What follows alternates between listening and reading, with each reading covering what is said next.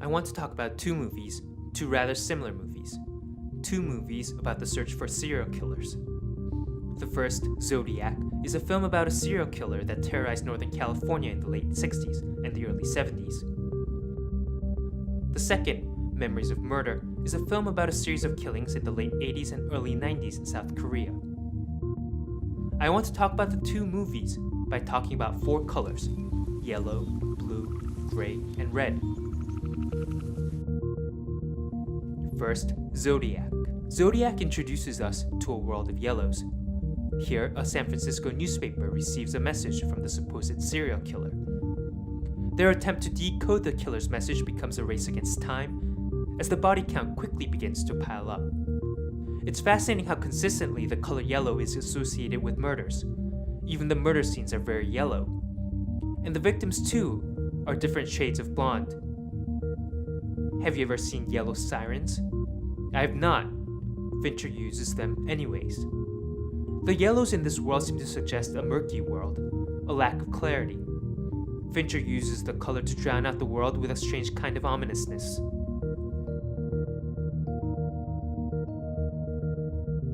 Memories of Murder create something similar. Things are very gray in this world. Bong Joon-ho, the filmmaker, however, is up to something a little different.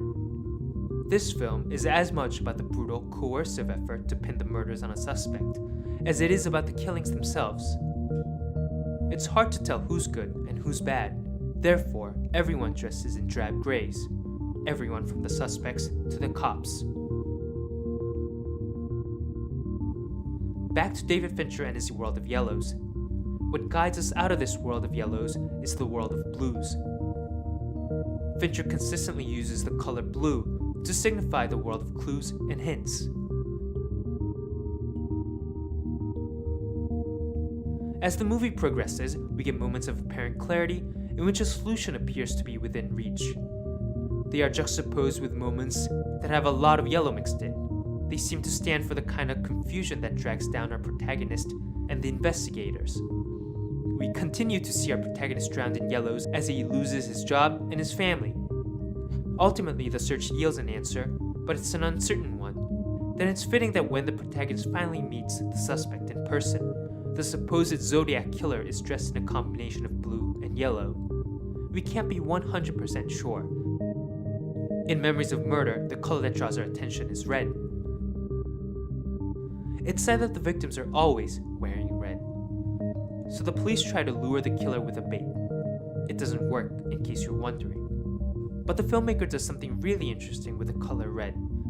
He has it pop up in other places. In the underwear of the brutalized suspects, and on the train that runs over the suspect who commits suicide with the police chasing after him. This is his way of saying that these other guys are victims too. The police have blood on their hands. When we see the final, most likely suspect, he too is seen bloodied by the police. It turns out he was innocent.